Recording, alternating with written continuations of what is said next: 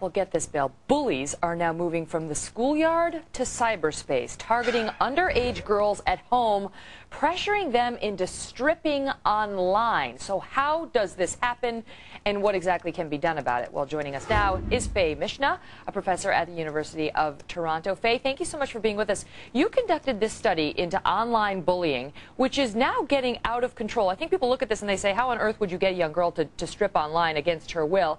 It's being done by boyfriends? Well, I just want to stress these are preliminary results. They're being pressured in different ways. What the kids told us is that they might be sending it to one friend, not realizing it'll be sent to somebody else, or somebody might say, if you don't flash for me, I will tell a secret. But I want to stress this is preliminary, and we also found other ways in which they bully each other online. Tell us, give us an example of that. Spreading rumors, getting a password of a close friend and then getting mad at the friend and going in and masquerading as them. Spreading rumors, MSN, that kind of thing. And one of the things that you found, Faye, is that unlike, well, I guess perhaps like some forms of bullying, the victims don't want to tell. They're too embarrassed. They don't want their parents to know that they took off their clothes online, for example. Well, actually, in all kinds of bullying, kids often don't tell their parents or other adults, and that's one of the big concerns. So similar to that, they also don't want to tell. Part of the reason is they're embarrassed. Part of the reason is they're scared it'll be worse. Often they're afraid that and it's for other kinds of bullying as well, they're afraid that they don't know who it is and they can't find out who it is. They're also scared that their parents will take away their privileges. Right, their internet privileges.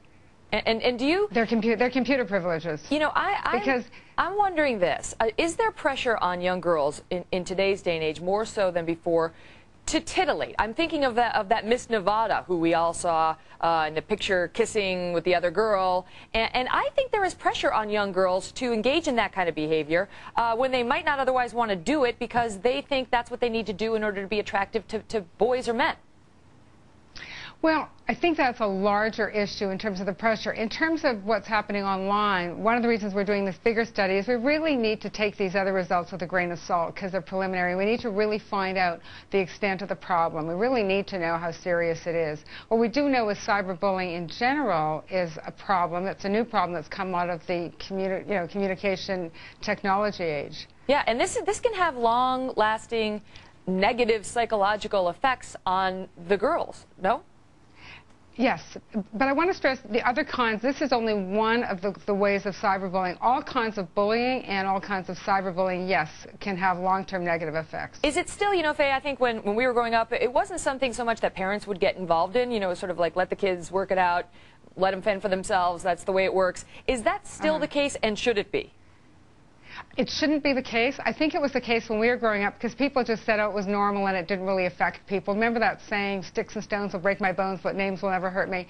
And I think now research has shown us that that's not true, that bullying, even if it's common, really is problematic. So there's more and more recognition that we should not leave it. I think there's still a sense in society that it's not as serious as it is, especially the indirect bullying. But research tells us it really is serious, so we should do something. We definitely should. Yeah, and you know, and kids need... Humiliations we were forced to endure as children. Thankfully, we're not caught on tape and shared on the internet for the world to see, thank goodness. But very interesting study, Faye. We'll be looking forward to the final report, which comes out, I guess, in June. Thanks for being with us, Faye. Okay, thanks. It can be the internet, could be email, could be text messaging, too, that bullying happening now. It's a great tool, but it can be used for evil.